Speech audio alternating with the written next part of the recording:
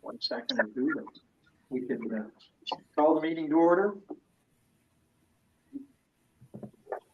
Motion to approve the agenda. I so moved. Seconder. Move to second. There's a question. All in favor? Aye. Motion carries. Conflict of interest, if any. Staff report. Post-closure review, first quarter, Tony Spears and Don Fitzgerald. Thank you very much, Mr. Chair. I will do this in two parts. I'll talk a little bit about the performance in the last quarter, and then Colin Spears, our advisor from Scotia McLeod, will give a little more future-looking discussion. But suffice it to say, the last quarter in the financial markets was interesting for sure, and primarily the last couple of weeks. So our portfolio started off strong in the early part of the quarter, but as uncertainty around tariffs came up, it behaved the way that all investments did, and we noticed a sizable step back from what had been previously high records in the TSE, the S&P 500, and the Dow Jones. We ended the quarter with 0.98% growth, and you call it 1%, and you can, which on an annualized basis would work out to something a little over 4. And if you compare that to our historic returns, you can see it's much lower than what we have been experiencing. For the first quarter, North American markets were cautious because there were a lot of uncertainties. In Canada, we had our investments in Canada were a little more subdued. The Canadian investment market is more of a commodities-based market, and so it's very sensitive to commodities prices. Going forward, there's a lot of uncertainty at this point in time, but I think the message that we have for the Finance Committee, and hopefully you will agree and pass on to the board, is that we have time and lots of it. We are forecasting right now that the landfill will continue on in operations to 2058. That's kind of the official date that we have. It's likely longer than that. And on top of that, we also have land adjacent to the landfill that's about a third of the size of the existing landfill. We don't know what will happen to that out in the future, but we're going to weather this bump in the investment markets, and we're going to weather the bumps that will undoubtedly come in the future. So the staff opinion is that we're doing well comparatively. We have time, and that we don't really need to adjust our investment policy statement at this time. And perhaps before we open the floor to questions from the directors, Colin can have a look at, talk about, he's going to talk about previous shocks to the market, how the markets have behaved, and what we know today, which, given the main actors causing all of this, might be different tomorrow, but we'll talk about at least what we know today. Mm-hmm. Yeah, that's it. Thanks, Don. You guys can hear me okay, I presume? Yeah. So, Don kind of nailed it. And, one thing I kind of say to all of my clients right now is, those crystal balls, they're hard to come by. We don't know exactly what's going to happen. So what we do is create a portfolio that can weather, these events that we don't know are coming. We just know that there will be turmoil in markets from time to time, as there has been over the years. And, for more reasons than one, most recently, which, we kind of all anchor to is what happened, during COVID. And we consider that a man-made, recession, because the recession kind of happened as a result of turning down turning down the economy or kind of stopping things. So we think about what happened in that event and use that as part of our guidance for going forward. And some of that is showing here on the slides that I provided to Don ahead of time. But we look at what do these events mean in the short term. What you see here on the right side of this slide is the 1 year return has seen anything from minus 38% to positive 34% in a single year, which are really large numbers. But when we stretch the timeline out like we do with the post-closure fund to, I think it works out to like 32 years or so, then we start to look down the line in that 10-year range where, the 10-year returns are, subdued and, minus 3% at the worst over 10 years to, plus 16% annualized. So we think about when we are invested, the best tool that the post-closure fund has, and most of us have, is time, because, we look at all of these events that have happened in the short term, from COVID-19, going back to like, the financial crisis in 08 and then 9/11. As we stretch that timeline out, they start to become just small blips, like Don said. And because we're not selling at any one of these points, because we don't need the funds out of the market, what we do is sit tight, make sure that we're invested broadly across asset classes and within asset classes to high quality holdings that will, over time, produce good returns, but not worry about having to buy or sell, on the event or, to predict the future, so to speak. The one data point that, we talk about here is, the first quarter return was 1%. And when we talk about, I always like to make sure that, we don't hide behind things. April has been noisy. We had what, Donald Trump referred to as Liberation Day, which, the joke in the industry is he liberated a lot of money from people. But, we're down since Liberation Day, quote, so to speak, about almost 4%. So year to date, the post-closure fund is down about 3% on the year. But when we look at that, we stretch that out over our timelines or, our time, bigger windows of time, a 3-year annualized return at 7.75% annually, 5 years, like 9.5%. So it starts to show that one, hiccup that's happened in April starts to become a little less meaningful as far as, the long-term returns go.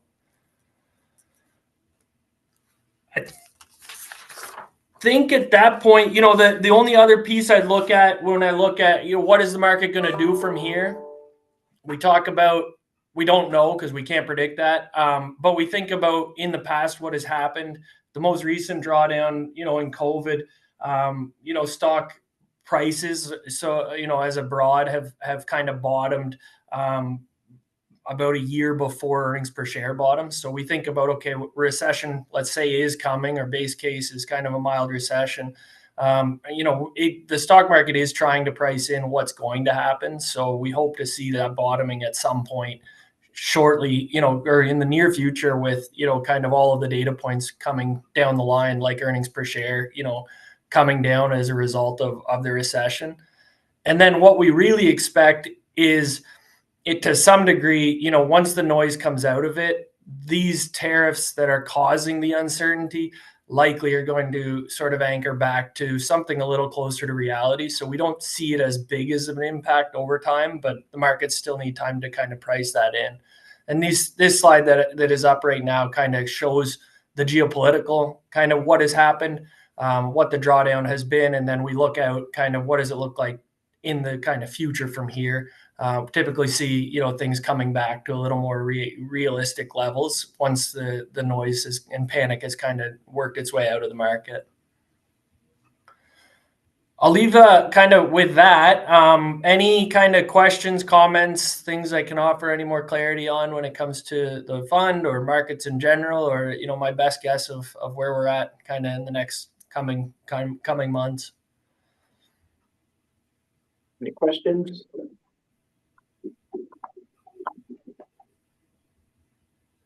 Up there.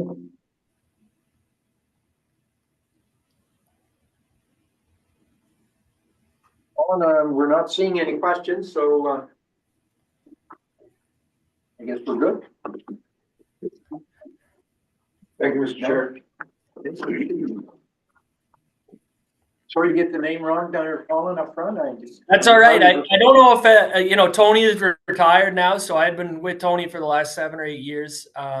Joining these meetings, and he in October officially passed the torch and is trying to enjoy some retirement now. So, it'll be me going forward, so long as you guys will have me.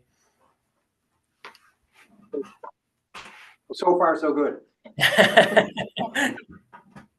Okay, so we'll move on to the first quarter operating results. Mary Kay? Thank you, Mr. Chair. So if you flip through the report that's in front of you, we'll start with the balance sheet. And this is the assets and liabilities of the commission as of March 31st. So there wasn't much change from the previous month. I will highlight that cash did increase by $633,000. You also see a corresponding decrease in accounts receivable. So we were just collecting on some outstanding receivables, and that's why the cash has increased, both healthy levels of about 2.2 and 2.3 for cash and receivables. So we had total current assets at the end of March of 5.1 million. Non-current assets, which is mostly our investments for our reserve funds, as well as our asset retirement obligation, those grew by interest and investment income during the month of March, for a total of 33.9 million in non-current assets. And total assets were 39.1 at the end of March. Liabilities were fairly consistent with the previous month. So total current liabilities, 2,600,000. Long-term liabilities, not much change there, 13,500,000. And then we had equity of 22.9. Going on to the next page, that's really where the meat of our financials are, the statement of consolidated earnings. So that is broken down by fund. So the first fund that you see in front of you is the Regional Planning Services Fund. So for the first 3 months of 2025, we had revenue in regional planning of 388,000. That's the actual year-to-date column that you want to focus on. That's up about 279,000 from what we had budgeted. That is related to the pool. So we have designated funding for the pool, which we recognize as the expenses are incurred. So that's why you're seeing the overage from the budget, but you also see the expenses match that, and it doesn't cost the commission anything.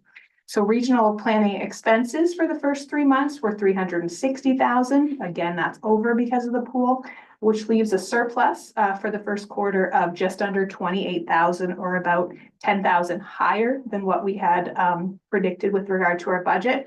And the difference of 10,000 is really due to savings in corporate services expenses. So we did receive some designated funding that we've been using in corporate services. So that's led to the individual funds having to pay less for that allocation. Local planning services for the first quarter had revenue of just under 700,000. That's almost 30,000 higher than what was budgeted. And the driving factor there was additional regional services support funding that we received. We were approved for more than what was budgeted in 2025.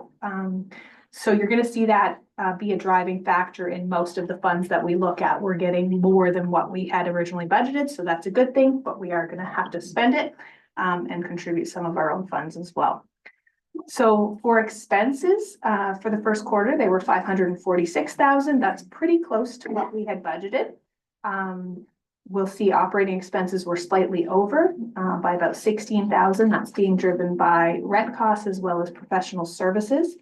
So the surplus to the end of quarter one for planning and development is 153,000, or about 32,000 above what we had budgeted for the same time period. Again, that's all driven by the additional funding we received for regional services support funds. On the next page, you'll see the solid waste services. So for solid waste services, we had revenue of just under 3.6 million for the first quarter. Landfill revenue is about 101,000 higher than budgeted. Both our garbage and our C&D tonnage was up slightly from what we'd expect for a typical first quarter. But the main driving factor there is we did receive more asbestos waste at the landfill. So that's 63,000 higher than what we had budgeted for the same time period. Our recycling revenue came in at 417,000. The variance there is due to the sale of the assets for our recycle facility. So we received the funds for those, and that's what's driving the variance there. On the expense side, expenses for the first quarter were $2,350,000. You'll see that in the operating expenses, those were down slightly from what we had budgeted for the same time period. We do have some vacant positions, so that's what the variance is with regard to that. Those are currently being filled, so I would expect that variance to be reduced in the coming months ahead. Capital expenditures were actually over for the first quarter. Some of that is timing. We had purchased some assets earlier than what we had expected in the budget. And then some of it is replacement of a couple of gators that were stolen last year. We received the insurance funding last year, and then we're just repurchasing to replace those in the first quarter of 2025. So overall, our solid waste surplus to the end of quarter one was $1,247,000. That's about $328,000 above what we had budgeted. And that's really being driven by the sale for the Scotia assets. So a one-time thing. If you flip the page, you'll see the power generation fund. So to the end of March, we had revenue of $664,000. It's about $15,000 under what we had budgeted for that period. That's due to a couple reasons. The first is we did have an engine breakdown that happened, as well as we are finding that the gas is lower than what it has been in the past. So that's something that we're going to have to watch in the coming months and just see where that leads us. For expenses, we have expenses of $365,000 for the first quarter. It's about $103,000 over what we had budgeted for the same time period. As I mentioned, we did have engine breakdown, which meant more parts and repair costs were needed. And there was a turbocharger that was purchased in the first quarter for about $40,000. That was ordered in 2024, but it did not come in time in order to be included in 2024's financials. So power generation had a surplus for the first quarter of just under $299,000. It's still a very healthy surplus, but we had budgeted to be about $417,000. So we are trending under what we had budgeted for power generation. The idea behind power generation is the surplus will be rolled into the reserve fund to then be used for engine replacements when the time comes in a few years. For the Regional Tourism Promotion Fund, we had revenue of $423,000. It's pretty close to budget. We received some additional regional services support funding. And then for regional tourism, or for the expenses, we had $409,000, which left a surplus of $13,800, or about $8,000 higher than what we had budgeted. And that's due to the expense savings on corporate services. Same scenario with economic development. They're both very similar. We had revenue of $674,000. You'll see additional other funding revenue that matches the operating expenses overager. That relates to the workforce labor force contract. So that covers the expenses that are incurred there. Expenses totaled $661,000, leaving a surplus of $13,000 to the end of quarter one. On community development, we had total revenue of $144,000 with additional regional services support funding received, driving that increase. And then expenses were just under $79,000. We are seeing some savings on the operating expenses because we were down an employee for the first quarter. So that's resulted in a favorable variance of $23,000. So community development had a surplus to the end of March of $65,000, or about $35,000 higher than what was originally budgeted. I do expect that to decrease as we do have the employee that will be replacing. She'll be starting soon.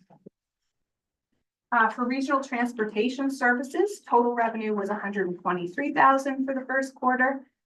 You'll see other funding was about $55,000 higher than budget. That's the funding we received for ESIC that goes to urban rural rides, and then the expenses down below in operating expenses.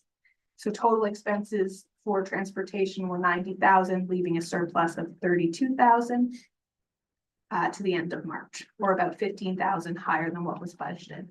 For public safety, revenue of $28,000, expenses of $20,700, leaving a surplus of $7,600. That's favorable from what we had budgeted, and that's due to expense savings with regard to corporate services, most of that. And then on sport, recreation, and cultural infrastructure, total revenue was 72,000. I do just want to point out, I noticed when I was preparing this presentation, the subtotal for the revenue variance didn't come through. It's just showing a line. So that should be 12,936. So we are over budget in revenue for sport, recreation, and cultural infrastructure. That's funding we received from the province as well that was not budgeted. And then on the expense side, we had total expenses of 41,000, which left a surplus of 30,000, or about 15,000 higher than what we had budgeted for that fund.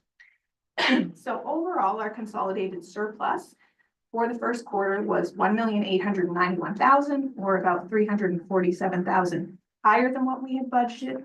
All the divisions are performing well. Most of what's driving the additional surplus would be the grant money that we've received, which was higher than what was budgeted for quarter one.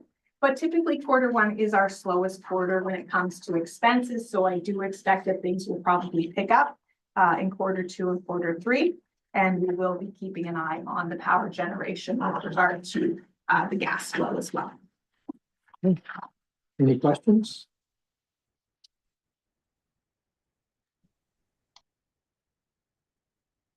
Any questions? I have one. The revenue from the sale, please, on the solid waste side. What is that number? I would say that. Good question. It's just, it disappears here. We're not. No, Because the cost of share would be that it, the finer details. Of the sure, agreement that's fine. were covered. That's fine. It's just that as I it's, It would be the majority of that. Yeah, one that's right. variance, Yeah, I can yeah, say that. yeah. Yeah. Okay, I forgot the environment that we were in. Pardon me. It's a number that in my world, I never like to let that money slip away. That's as simple as it is. Director Hayward? Hi, thank you, Mr. Chair. I do have one quick question, I guess, without diving into too great a detail, because that's not my wish whatsoever. You mentioned the gas is lower. Is this something we should be forecasting differently, anticipating differently? I guess this would be directed to Brett more so than anything. Is this something we should anticipate be a reoccurring thing, or would this be an isolated thing? It's a great question, Director Hayward. Yeah, it's not unusual to see gas flows decrease in the colder months of the year through until the thaw. And then gas starts flowing well again. But I mean, you get operational issues through the colder months where pipes will freeze, connections freeze up. It's a very wet gas. And so, yeah, it's problematic in the colder months. I expect we're going to see an improvement here in the next, usually by June, things recover. But like Mary Kate said, we'll keep a close eye on it, but it's not unusual. I'll just add that we will look at that when we start to do the budget, probably in June, and make any changes necessary if it doesn't bounce back for 2026 budget. Thank you very much. Questions? Okay, so any other, we're into the general discussion and directions to staff. Lose anything?